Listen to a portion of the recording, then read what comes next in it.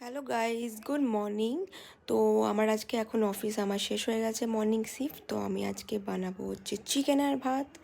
তো এখন আমার কাছে ভাত হচ্ছে, তো চিকেনটা এখন হবে ভাতটা হয়ে যাওয়ার পর।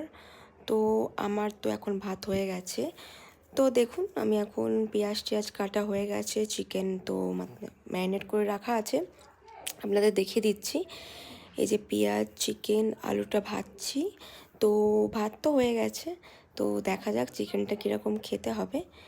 তো আমি এখন আলুটা ভাজছি। আলুটা ভাজতে একটু টাইম লাগে, কারণ আমি ইন্ডাকশানে রান্না করি। তো আলুটা ভাজা হয়ে গেলে আমি পেঁয়াজগুলো দিয়ে দেবো।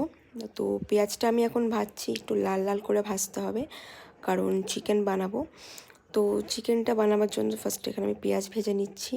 তো পেঁয়াজটা ভাজার পর একটু ভালো করে মশলাও কষাতে হবে, সব রকমের মশলা দিয়ে, যা যা লাগে নর্মালি, জিরে গুঁড়ো, লঙ্কা গুঁড়ো, চিকেন কারি মশলা, সব কিছু দিয়ে, টমেটো, পেঁয়াজ, লঙ্কা, যা যা লাগে দিয়ে চিকেন বানাবো।